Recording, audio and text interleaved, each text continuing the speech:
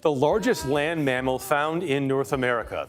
Wood bison were declared extinct in the 1900s until a tiny herd was found in a remote section of Canada. Imagine trying to save an entire species with a number so small that one bad winter could erase it forever. 28 animals. That's all they had. 28 bison in wooden crates on a military plane descending toward a dirt airstrip in the middle of Canada's boreal wilderness. Before we go any further, please subscribe to our channel and help us reach our goal of 1,000 subscribers. Your support helps us bring you more incredible true stories like this. June 1980. A place so remote it barely registers on maps. Nobody cheered when the cargo doors opened. The scientists involved will tell you that themselves because they knew the math. One brutal winter, one disease, one hungry wolf pack, and one bad calving season, and the whole experiment dies before it ever gets going. 28 is not a buffer against catastrophe. It is the catastrophe narrowly avoided every single day. That's not what happened. What happened instead, what 45 years of data now reveals, is something researchers still struggle to explain. Not just that the animals survived, but what they did next, where they went, what they changed, how a landscape that had been quietly dying for 100 years began, almost immediately, to wake up. This is the story of the most improbable wildlife recovery in North American history. A species erased on purpose. A researcher who spotted something impossible from a plane window. And what happens when you return the one animal a wilderness was built around? The animal nobody thinks about. Before you can understand what was lost, you need to understand what the wood bison actually is. Most people hear the word bison and picture the shaggy plains version, the one from old coins and Western films. The wood bison is its northern cousin, and the comparison doesn't do it justice. A mature bull weighs over 2,000 pounds and stands close to 6 feet at the shoulder. That hump of muscle above its front legs isn't decorative. It's an engine. The wood bison uses it to plow through snowdrifts deeper than its own legs, sweeping frozen ground aside to reach the forage beneath.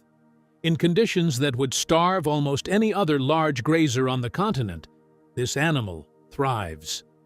It is, by every biological measure, designed for the north, for the cold, for exactly the kind of boreal wilderness that humans have historically written off as too harsh for anything to flourish in. It is, in a very real sense, what survival looks like when 10,000 years of northern winters have done their selecting.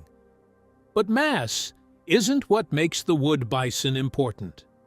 What makes it important is what it does to the land it walks on. It's not just a grazer, it's a builder. When a herd moves across a boreal meadow, it doesn't just eat. It crops the grass low, stimulating the root systems that hold soil together. It tramples dead-standing vegetation back down into the ground, cycling nutrients instead of letting them decay in the open air. It spreads nitrogen-rich dung across thousands of square kilometers, feeding soils that would otherwise lock their nutrients away for decades. And it carves wallows, shallow pits rolled into the earth by animals weighing a ton that fill with rainwater and become tiny wetlands, holding water long enough for amphibians to breed in country that's otherwise too dry for them. Research into bison wallowing has found that these depressions do far more than hold water. They create entirely distinct microbial communities in the soil beneath them. Different bacteria, different fungi, different chemistry that would not exist without the animal's weight and repetitive behavior. Some wallows hold water for weeks after rainfall, functioning as ephemeral wetland systems that support aquatic invertebrates and provide breeding habitat for species that have no other option in dry season boreal terrain. Scientists tracking arthropod diversity have documented that abandoned wallows, ones the bison have moved on from, developed their own succession of plant and insect communities over years, distinct from both the active wallow and the surrounding prairie. The bison, in other words, doesn't just create one habitat. It creates a chain of them, each stage supporting a different community, each community handing off to the next as the years pass. Every female in a herd carries a kind of inherited map. The calving grounds, the mineral licks, the best meadows for a November storm. She learned those roots from her mother. Her mother learned them from hers. The ecological knowledge of a functioning boreal system is stored, in part, in the memory of the animals that shape it. Strip the animals out, and you don't just lose the behavior. You lose the accumulated geographic intelligence of generations. The landscape forgets where its own productive corridors are because the creature that knew them is gone. Remove those animals, and you don't just lose a herd. You switch off a process. You erase a memory the land was using. Canada switched it off deliberately. How a continent erased them. Starting in the mid-1800s, as the commercial hide trade pushed north, the wood bison was reclassified in the plainest possible terms. Not an animal, but a resource. Something to be stripped from the land and converted into profit before the next outfit got there first.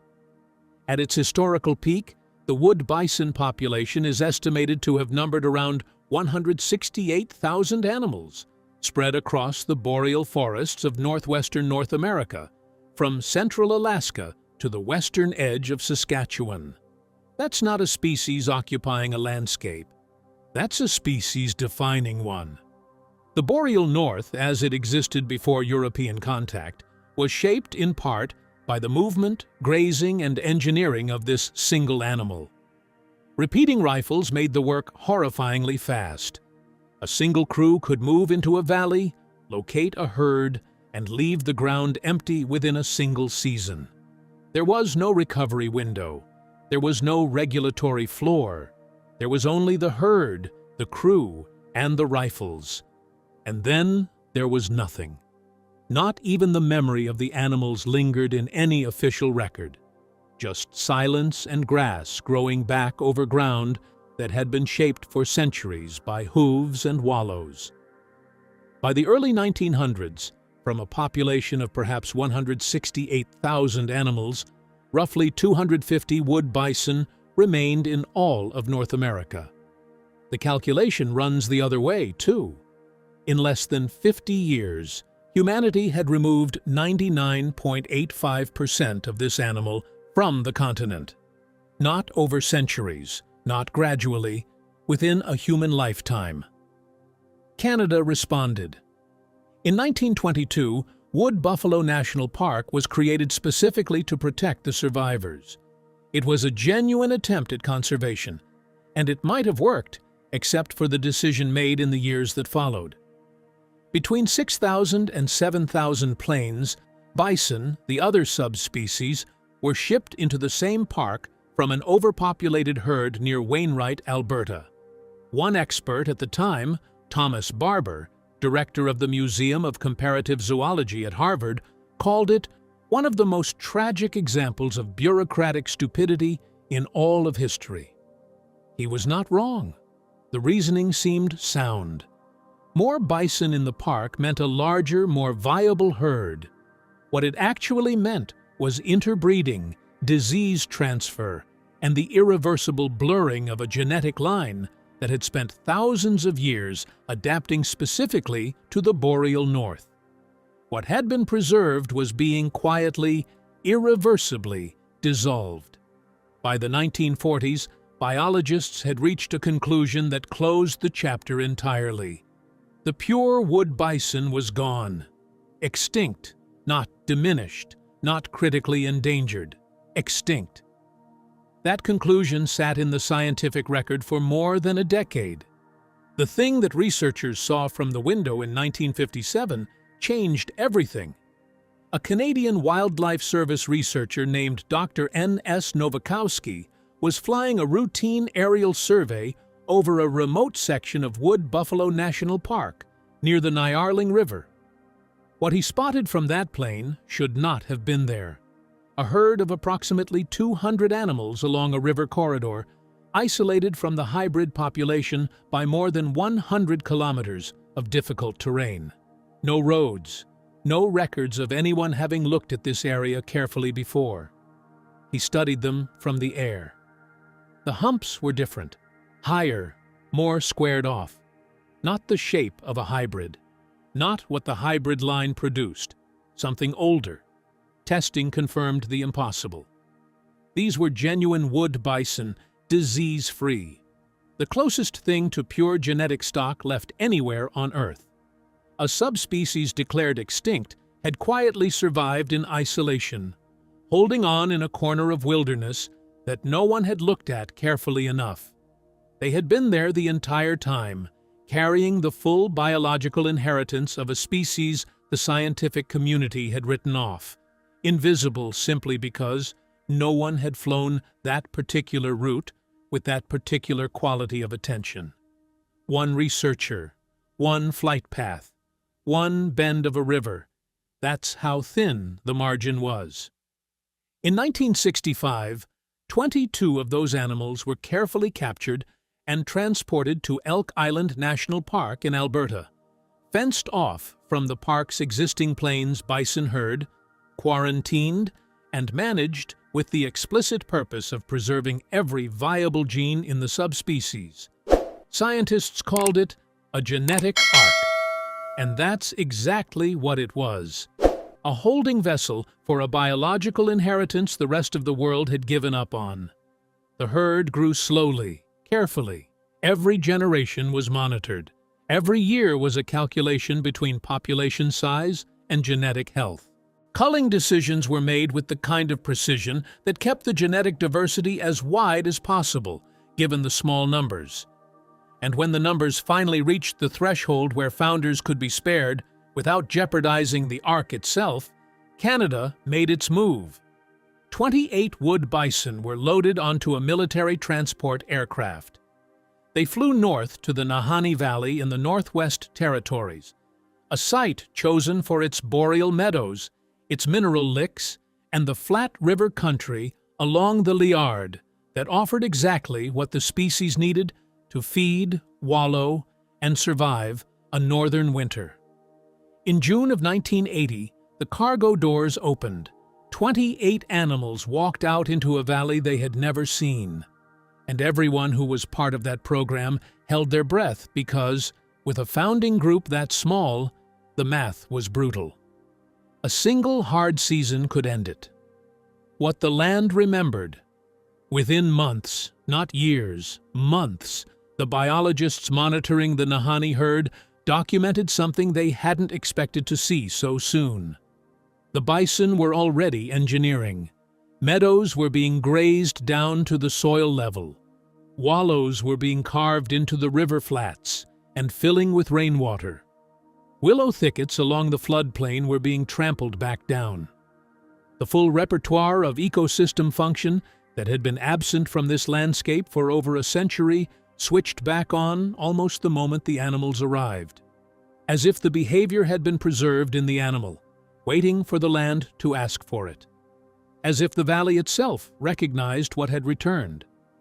The ecological response was faster than the models predicted, and the population growth was faster than the projections allowed. Canada made 2 supplemental releases in the following years, 12 more animals near Nahanni Butte in 1989, and 59 animals released north of Fort Liard in 1998. Not to rescue a struggling herd, but to widen its genetic base and ensure the recovery against the bottleneck that haunts any population founded on so few individuals. The total number of founding animals eventually reached 99. Every projection had to be revised upward. By the year 2000, the Nahanni population had passed 200 animals. In 2004 and 2011, aerial surveys counted roughly 400 animals. By 2017, the most comprehensive survey to that point counted approximately 960 bison moving across roughly 10,000 square kilometers, a range larger than Yellowstone National Park. The most recent estimate from 2025 puts the Nahanni population at around 563 animals, a figure that reflects natural variation and the reality that even a recovered population moves through cycles of pressure and growth. Wolves, hard winters, anthrax. The threats that conservationists warned about from the beginning have never stopped being real. They just haven't been decisive. Canada's official wildlife authority has twice downgraded the wood bison's conservation status since the Nahanni program began, from endangered to threatened, and most recently to special concern. Each reclassification marked the first improvement the subspecies had seen since formal assessments began. Today, wood bison are found in 9 separate subpopulations across Canada, with additional herds established in Alaska and, remarkably, in the Republic of Sakha, Yakutia, in northeastern Russia, where the wood bison's closest evolutionary relative, the steppe bison, went extinct roughly 6,000 years ago. The Elk Island herd has become, in the words of Parks Canada, a seed herd for the world, an institution that exports biological heritage the way other institutions export ideas. Most wood bison alive today are descended from those 22 animals captured near the Nyarling River in 1965. Everything traces back to one researcher, one flight path, one river bend. What almost stopped it? It would be wrong to tell this story as though the recovery was inevitable. It wasn't. The threats that confronted the Nahanni herd from the very beginning were not hypothetical. They were documented, recurring, and, in some cases, catastrophic. Anthrax, a bacterial disease caused by spores that can persist in soil for decades, surviving through freeze-thaw cycles and lying dormant until conditions bring them to the surface, has torn through northern bison populations in waves. The Mackenzie herd, one of the largest wood bison populations in Canada, declined by 53% following a single anthrax outbreak in 2012. A severe winter reduced the Hazama herd in Alberta by 20% through starvation alone. Road mortality along the highway corridor through the Nahanni Valley cost animals every year. Wolf predation thinned calves during deep snow winters, and the shadow that never fully lifted was disease. The bovine tuberculosis and brucellosis circulating in the hybrid herds of Wood Buffalo National Park were kept away from the clean Nahanni population only by distance and the vigilance of wildlife managers who understood exactly what contamination would mean. A single infected animal reaching the Nahanni herd could unravel decades of careful work in a single season. These weren't edge case scenarios. They were the baseline conditions under which the recovery happened. The reason the story ends the way it does isn't that the threats went away. It's that the founding population was resilient enough and the genetic base wide enough after the supplemental releases to absorb the losses without collapsing. Resilience wasn't an accident. It was engineered into the program through the careful management of the Elk Island Arc, through the decision to make 2 additional releases rather than trusting everything to the original 28. That's what 28 animals, barely surviving, couldn't have done. It's what 99 founders, carefully selected, disease-free, and managed, succeeded in doing. The river they weren't supposed to cross. If you'd like, I can also format this for professional voiceover delivery with breathing pauses, dramatic pacing, and YouTube documentary narration timing while keeping every word the same.